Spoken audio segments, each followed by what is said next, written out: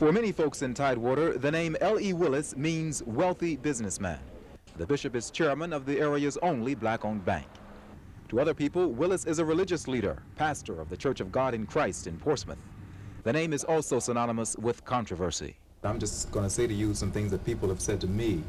They've said things that you're shady. They've said things like you're a bad influence on the black community. What is your response to charges like that? Well, first of all, I think if you ask 25 persons this question, 23 would say that that's not the truth. I like that average.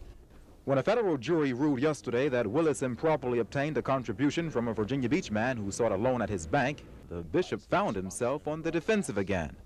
In my case, it was a time we were trying to put a religious station on the air, and we were generally soliciting funds, and Mr. Merman was one of the 150-some people who gave contributions. It had nothing to do with any loan.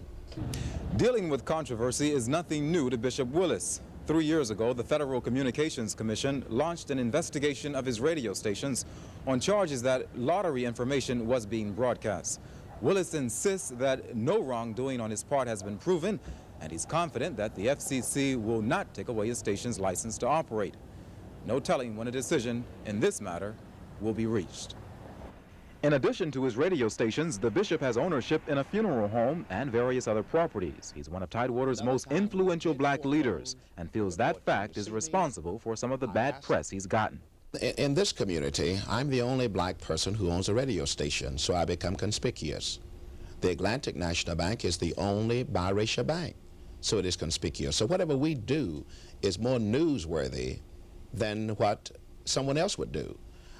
We are subject to get on the front page, whereas someone else would get buried in the back page. And we'd like to get buried back there sometime, too.